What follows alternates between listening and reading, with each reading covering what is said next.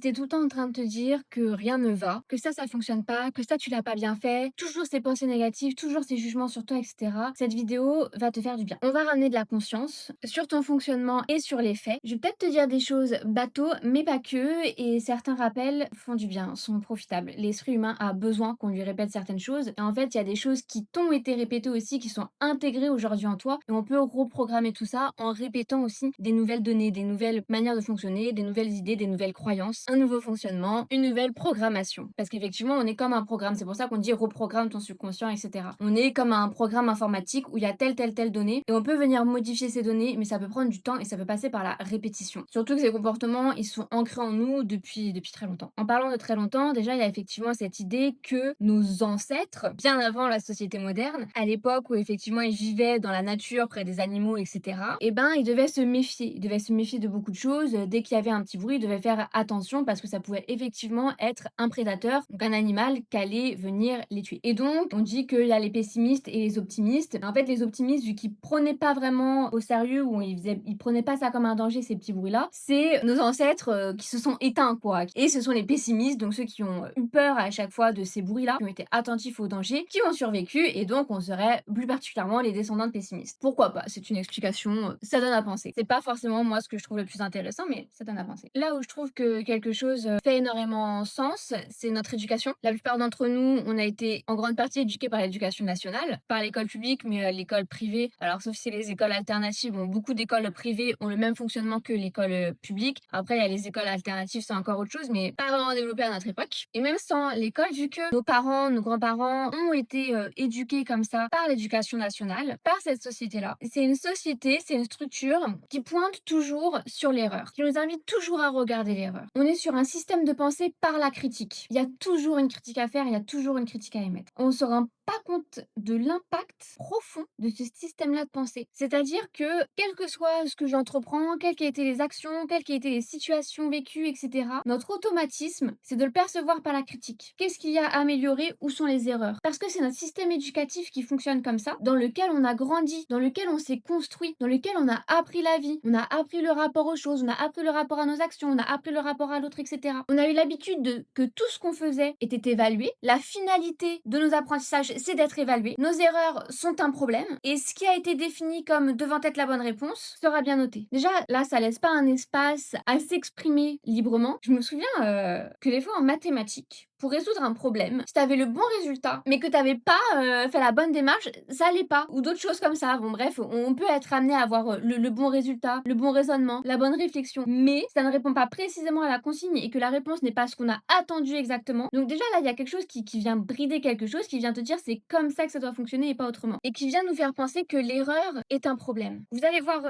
mon raisonnement où je vais en venir pour faire correspondance avec ce que tu peux ressentir aujourd'hui, ou à chaque fois que tu fais quelque chose, tu vis quelque chose, tu penses que rien ne va. Parce que c'est un jugement qui prend en partie racine dans cette construction-là. Et du coup, on voit l'erreur comme une erreur, comme un problème. Alors que ce qu'on appelle l'erreur, c'est quelque chose de vivant, c'est quelque chose de formateur. Il n'y a pas d'apprentissage, comment dirais-je, mobilisable sans l'erreur. Quand on apprend du par cœur, il y a quelque chose qui est en surface. Quand une erreur nous apprend quelque chose, il y a un réel apprentissage et on va pouvoir mobiliser ce qui a été appris par ce cheminement, par ce processus. Et c'est pareil dans la vie, en fait. Tout ce qui est soit, entre guillemets, des erreurs, dans le sens peut-être où ça nous a pas permis d'aller vers la finalité qu'on voulait, ou ça s'est pas passé de la manière qu'on a défini que ça devait se passer, ça va pas, c'est raté, c'est une erreur, c'est un échec. Alors qu'il y a eu quelque chose de vivant, il y a eu quelque chose qui nous a amené peut-être à enlever des couches, à expérimenter quelque chose et à affiner notre vision. L'erreur est extrêmement nourrissante. C'est une expérience. Et si on avait cette approche de c'est une expérience, eh bien on irait puiser dans les ressources qu'elle nous a données. Mais puisqu'on est habitué à blâmer l'erreur, et ben toutes les situations qui se passent pas comme on avait défini, ou s'il y a effectivement une erreur, etc., on ne mobilise pas pour que ce soit quelque chose de constructif, quelque chose qui nous nourrit, quelque chose qui nous apporte en réflexion, en maturité, en apprentissage, en vision, en humanité, en réflexion, en pensée, en nouvelles idées. L'erreur, c'est une source pleine de ressources. Mais pour nous, c'est quelque chose qui nous permet pas d'avoir 20 sur 20. Et si on n'a pas 20 sur 20, on n'est pas premier de la classe, c'est pas bien ce qu'on a fait, on n'est pas bien perçu, on va pas être regardé, on va pas être félicité, on va pas être aimé. Il y a toutes ces idées-là. Et donc, c'est vraiment une vision. Par exemple, j'ai eu 14 sur 20. On va regarder où est-ce que sont mes 6 points manquants. Alors que le ratio, c'est 40%, c'est 60%, c'est 30%. Waouh, je sais pas, attends. Ça fait 7, c'est 30%. Les 6 points manquants, c'est 30 si je ne m'abuse. J'ai essayé de faire un petit calcul rapide. Bon, si c'est pas bon, vous avez l'idée. C'est minime quoi, c'est pas la partie la plus importante et pourtant c'est la partie sur laquelle on a appris à mettre notre focus. Donc dans les situations, on est habitué à mettre notre focus sur ce qui ne va pas, ce qui n'irait pas, ce qui ne va peut-être effectivement pas. Donc je suis habituée à regarder toutes les situations par ce prisme-là. Et donc, si je regarde, ma vie, si je regarde cette dernière période, si je regarde, les 3 derniers mois, ça va pas. Ça va pas parce que mon focus est sur toutes les erreurs. On ne se permet pas soi-même de valoriser les victoires, de valoriser ce qui a été bien fait, de valoriser ce qui est réussi, de valoriser ce qui s'est passé comme on voulait, et cetera, et cetera.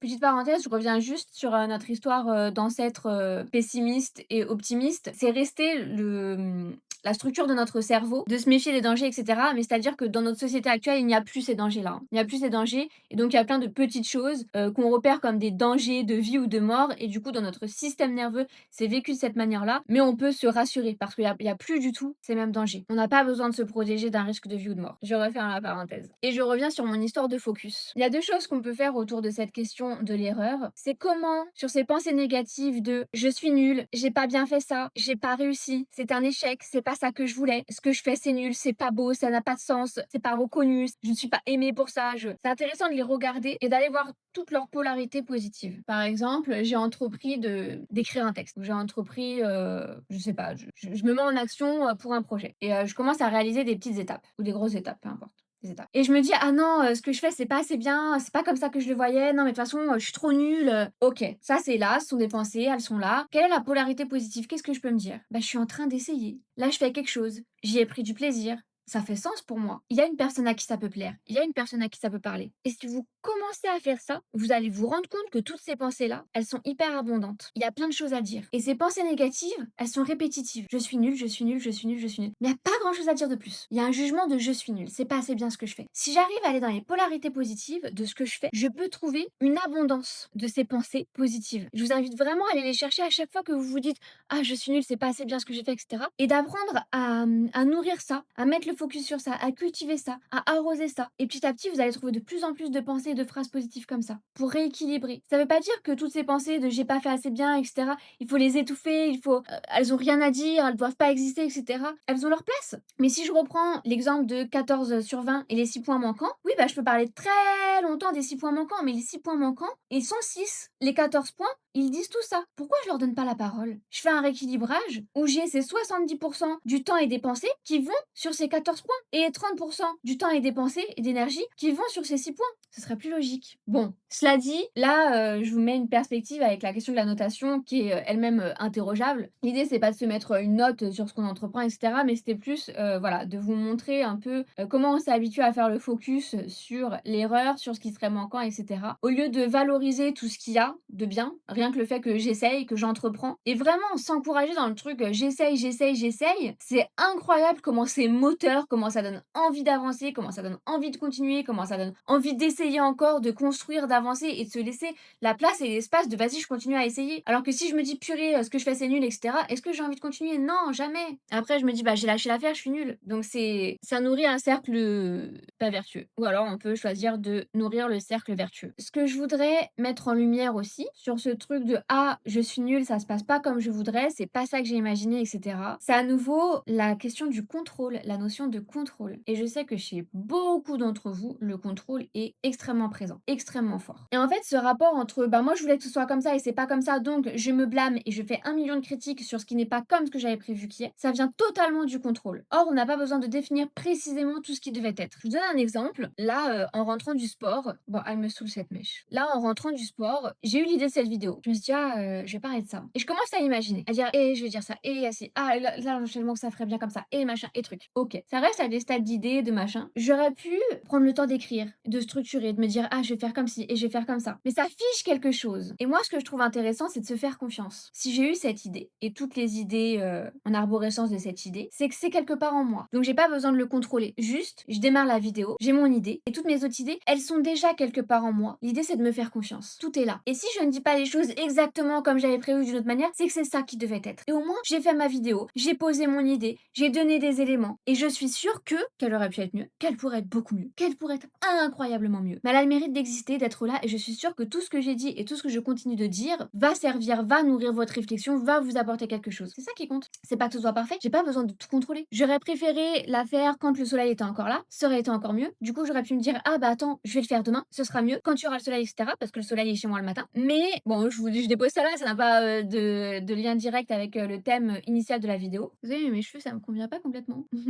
Je trouve qu'il vaut mieux réduire le temps entre l'idée et l'action. J'ai une idée, je la mets tout de suite en action. Parce que la vivacité de cette idée est là et je vais jusqu'au bout, etc. Si je laisse beaucoup de temps entre l'idée et l'action, je réfléchis exactement à peaufiner mon idée, à comment doit être l'action. Et donc, ça devient de plus en plus contraignant. J'ai de plus en plus un contrôle sur comment rendre cette idée parfaite. Et petit à petit, je vais procrastiner parce que j'ai tellement imaginé comment ça devait être que je ne peux plus le faire. Parce que la différence entre ce qui sera et ce que j'ai imaginé sera forcément de plus en plus grande parce que ce que j'ai imaginé devient trop précis. Sauf on ne peut pas rendre dans la matière exactement comme ce qui était dans l'imaginaire. Il y a forcément de la différence. Et sauf que plus vous imaginez, plus vous imaginez, plus vous imaginez, plus le truc il est bien, il est peaufiné, il est machin, mais vous mettez la barre du coup super haute sur ce que vous allez pouvoir effectivement réaliser. Donc j'invite à réduire le temps entre l'idée et l'action. Mais ça c'est autre chose. C'est autre chose, mais à la fois c'est aussi une des portes pour le contrôle. Donc tout ce qui va m'amener du contrôle, je préfère fermer la porte et me faire confiance. Tout est là, je sais, c'est en moi. Et peut-être que ça va m'apparaître en même temps que je fais. Et du coup, ça a le mérite d'exister, j'ai le mérite de me mettre en action, de donner quelque chose, de faire quelque chose. Et ça se trouve, je referai une autre vidéo sur cette thématique et c'est pas grave. J'avance aussi comme ça. Et là, par exemple, dans ce que je commence à faire sur YouTube,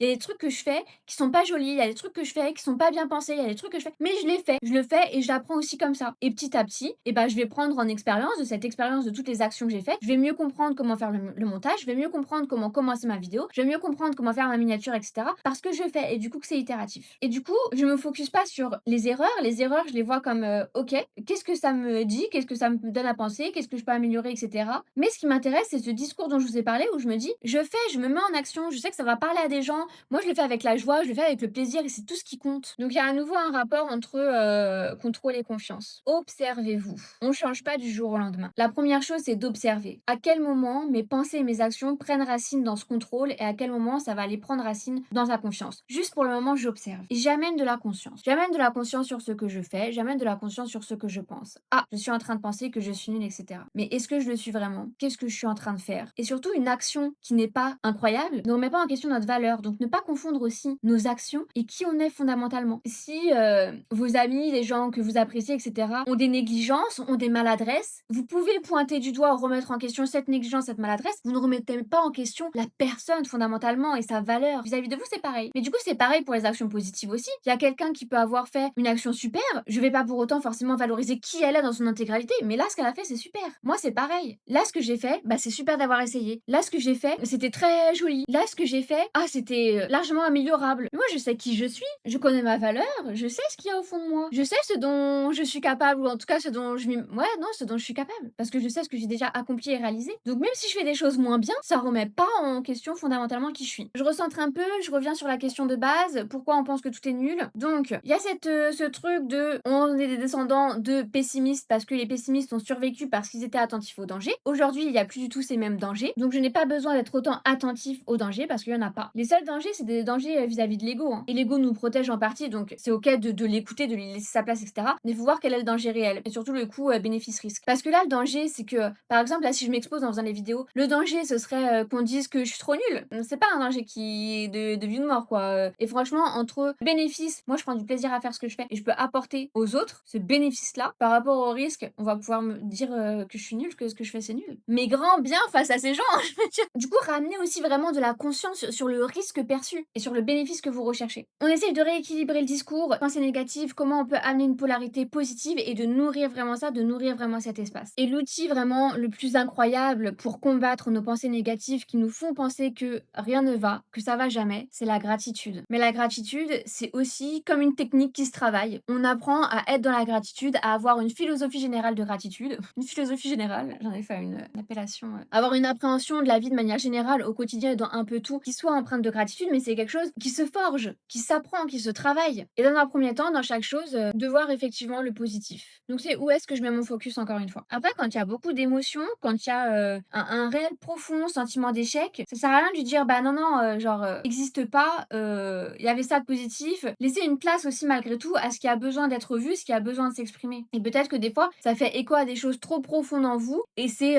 trop difficile à gérer. Et quand c'est trop difficile à gérer seul, n'hésitez pas à vous faire accompagner. La thérapie, c'est aussi un espace pour ça, pour recevoir ce qui est difficile. Et ce que je vois aussi qui est hyper intéressant, je l'ai vu dans plein de séances, à quel point l'altérité que je représente vous renvoie une image d'une situation que vous me donnez mais que vous ne voyez pas. Je m'explique. Vous venez avec telle situation, vous me racontez telle situation, telle situation. Et vous me racontez comment vous vivez le truc. Pour vous, les deux sont totalement imbriqués. Mais moi, quand je vous renvoie votre parole, je vous dis donc là, tu m'as dit ça, tu m'as dit ça, tu m'as dit ça. Donc la situation, c'est ça. Toi, ce que tu ressens, c'est ça. Et on voit que des fois, il y a un déséquilibre total entre les faits et la manière dont vous interprétez les faits. Vous interprétez instinctivement, vous prenez une interprétation sans réfléchir comme ça, que vous ne voyez pas comme interprétation, à ce moment-là, ce sont les faits. Malgré tout, vous arrivez à raconter les faits d'une manière factuelle, mélangée avec votre sentiment, mais vous voyez que finalement, dans cette situation, ah mais vous n'êtes pas la victime que vous pensiez être, vous n'êtes pas le monstre que vous pensiez être. Et des fois, vraiment, le simple outil de l'altérité, de comment je vous renvoie votre propre parole, parce que moi, j'invente rien. J'invente rien et je vous donne pas les réponses. Je vous accompagne pour trouver vos propres réponses. Et c'est là aussi que cet espace où vous pouvez déposer tout ça et l'altérité que je représente à ce moment-là, c'est incroyable parce que ça permet des lectures et des relectures d'une manière des fois très simple, très fluide. Et des fois, une séance, ça permet comme ça de rééquilibrer un sentiment, une situation et de se dire ah bah ouais, en fait, ouais. Donc restez pas aussi isolé dans votre truc où vous nourrissez des pensées négatives. Des fois, il suffit vraiment juste de venir les déposer. Elles sont vues, elles sont entendues. On va aller les comprendre et les réfléchir ensemble et vous repartez avec une autre perspective, une autre dimension. Ça sert à rien de rester dans un nuage noir, toute seule comme ça dans ce truc que vous entretenez, que vous n'arrivez pas à en sortir. Alors que des fois, une simple séance, ça permet effectivement de casser ce truc-là, d'enlever ce brouillard mental et de connecter à de la réalité, à du sentiment plus agréable, etc. Et à vous aider à avancer tout simplement. Voilà pour cette vidéo, j'espère qu'elle vous aura plu. N'hésite pas à me dire ce que tu en as pensé en commentaire, à la partager à quelqu'un si tu penses que ça peut lui être utile, à t'abonner parce que des vidéos comme celle-ci, je vais en faire plein d'autres. Et si tu sens que tu as besoin effectivement d'être accompagné sur ce chemin, n'hésite pas à réserver une première séance avec moi et puis on voit comment ça se passe. Des vidéos comme ça, j'en sors une toutes les semaines, donc je te dis à la semaine prochaine.